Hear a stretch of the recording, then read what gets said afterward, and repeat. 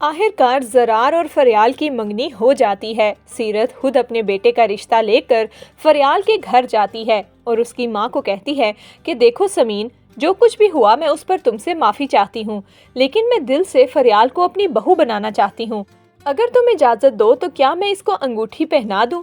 जिस पर समीन सीरत का ये रूप देखकर हैरान होती है, लेकिन फिर अपनी बेटी की खुशी की खातिर हाँ कर देती है और कहती है कि ठीक है, आप फरियाल को अंगूठी पहना सकती हैं।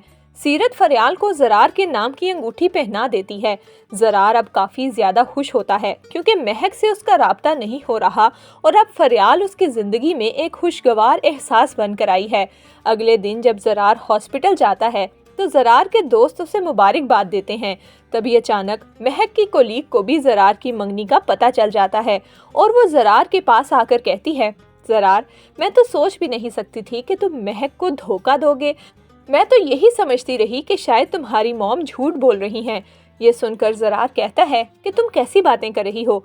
महक को मैंने नहीं छोड़ा, बल्कि महक ने मुझे छोड़ा है और मैंने उससे राब्ता करने की कितनी कोशिश की, लेकिन उसने मेरी किसी कॉल या मैसेज का कोई जवाब नहीं दिया।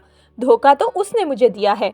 जिस पर महक की दोस्त उसे साफ साफ सब कुछ बता देती है और कहती है कि तुम्हारी मॉम ने तो पहले ही हमें बता दिया था कि तुम्हारा और फरियाल का चक्कर है और तुम फरियाल से मोहब्बत करते हो, ना कि महक से। इसीलिए तो महक को ये इतना बुरा लगा कि वो तुमसे बगैर कोई बात किए बाहर चली गई।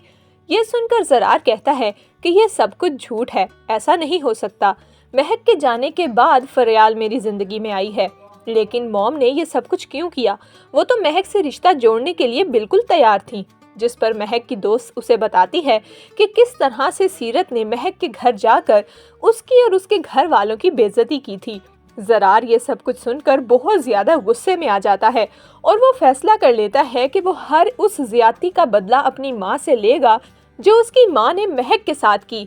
जबकि दूसरी तरफ जीनिया शहराम के दिल में अपनी जगह बनाने के लिए किसी भी हद तक गुजर जाएगी। पहले शांसे को शहराम की नजरों में गिराया और फिर अब अपनी सास को शहराम की नजरों में गिराना चाहती है।